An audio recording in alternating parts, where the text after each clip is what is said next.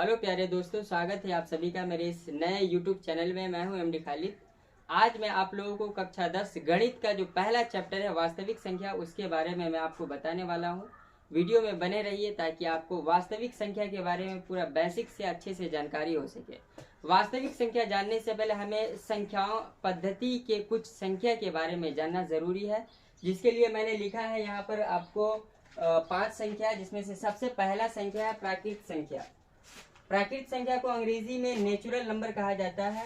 इसका परिभाषा मैंने नहीं लिखा है, मैं मौखिक रूप से आपको बोलकर बता रहा हूँ। ये प्राकृत संख्या होता क्या है, व्हाट इज नेचुरल नंबर। प्राकृत संख्या हम कहते हैं कि 1 से लेकर अनंत तक की संख्याओं को हम प्राकृत संख्या कहते हैं।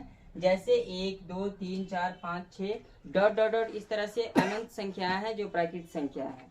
प्राकृत संख्याओं का जो समुच्चय होता है उसको 1, 2, 3, 4, 5 करके इस तरीके से लिखा जाता है।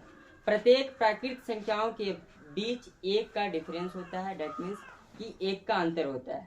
उसके बाद आता है आपको पूर्ण संख्या, जिसको अंग्रेजी में कहा जाता है होल नंबर। ये क्या होता है, देखिए ऊपर प्राकृत संख्या मैंने आपको लिखा है 1 से लेकर अनंत तक की संख्या। अब इसी प्राकृत संख्या के परिवार में जब 0 को भी शामिल कर लिया जाता है, जोड़ लिया जाता है, तब हम इसे पूर्ण संख्या कहते हैं, जिसको अंग्रेजी में हम होल नंबर कहते हैं। ठीक है ना। तो 0 से लेकर अनंत तक की संख्याओं को हम क्या कहेंगे, पूर्ण संख्या कहेंगे। उसके बाद जो आता है संख्या वो है पूर्णांक संख्या, जिसको अंग्रेजी में कहा जाता है integer number. What is integer number. ये इंटीजर नंबर होता क्या है, आप लोगों ने पढ़ा होगा, धनात्मक संख्याओं को भी पढ़ा होगा और ऋणात्मक संख्याओं को भी पढ़ा होगा। तो ये दोनों का जो समूह होता है, धनात्मक संख्या और ऋणात्मक संख्या का जो समूह होता है, उसी को हम पूर्णांक संख्या कहते हैं। यहाँ पर मैंने एग्जाम्पल्स भी लिखा है, -3, -2, -1, 0, 1, 2, 3, 4, इस तरीके से बहुत सारी संख्याएं होंगी जो क्या कहलाएगा, पूर्णांक संख्या कहलाएगा।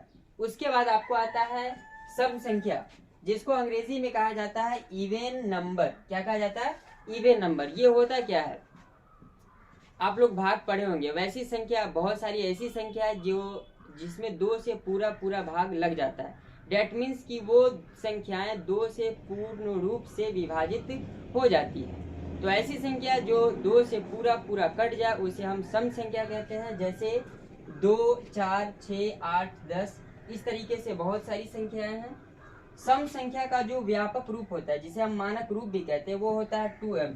ये मेनली होता है 2m। इसके अलावा और भी होता है 2m+2, 2m+4, 4m, 4m+2, etc। जहाँ m क्या होगा, आपको एक प्राकृत संख्या होगा। अब यहाँ पर m का मतलब क्या होता है वो मैं आपको बता रहा हूँ।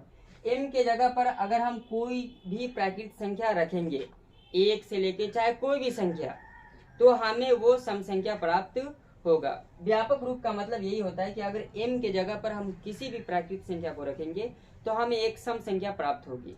उसके बाद आपको आता है विषम संख्या, जिसको अंग्रेजी में ओड नंबर कहा जाता है। ये होता क्या है, ठीक सम संख्या के अपोजिट, वैसी संख्या जो 2 से पूरा पूरा विभाजित न हो, अर्थात जो 2 से पूरा पूरा न कटता हो, वैसी संख्याओं को हम विषम संख्या कहते हैं। जैसे 1, 3, 5, 7, 9, इस तरीके से बहुत सारी संख्याएं होंगी। विषम संख्या का जो व्यापक रूप होता है वो 2m-1 या 2m+2, 2m+1 या 2m+3 भी हो सकता है। तो ये है 5 संख्याएं। इसके बाद और भी संख्या है जिसको मैं अगले वीडियो में बताऊंगा आप लोगों को। उम्मीद है कि आप लोगों को ये वीडियो समझ में आया होगा। अगर वीडियो अच्छा लगा हो तो लाइक करें, चैनल को सब्सक्राइब करें और बेल आइकन को दबाना ना भूलें। मिलते हैं अगले वीडियो में, तब तक के लिए बाय एंड थैंक यू।